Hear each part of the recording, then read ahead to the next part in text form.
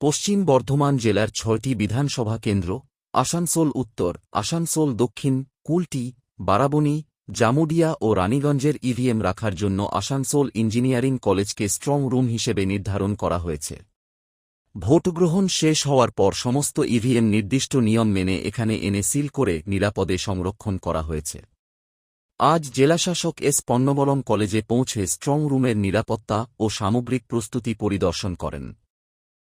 তিনি জানান, প্রশাসনের পক্ষ থেকে প্রতিদিনই নিরাপত্তা ব্যবস্থার ওপর নজরদারি রাখা হবে এবং ভোট গণনার দিনও থাকবে কড়া নিরাপত্তা বলয়। মোতায়েন করা হয়েছে কেন্দ্রীয় বাহিনী। সবকিছু বিষয়ে বিশেষভাবে নজর রাখা হয়েছে।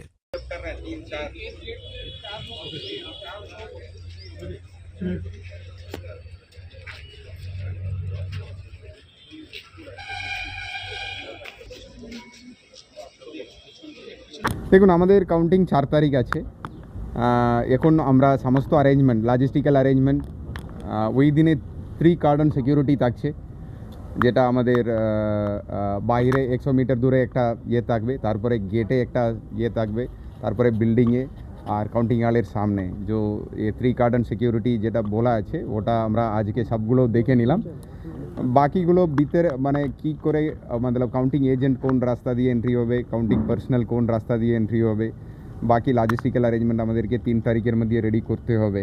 এটা আমরা আজকে রিভিউ করতে এসেছিলাম। সিপি স্যারও এসেছিলেন, পুরো আমাদের টিমও ছিল, ওনাদের টিমও ছিল, সবাই আলোচনা করে নিলাম। আমরা কাউন্টিংয়ের জন্য প্রস্তুত আছি। কোনো কমপ্লেন্ট বা কিছু হচ্ছে না, এখন পর্যন্ত কোনো আমরা কমপ্লেন্ট পাইনি।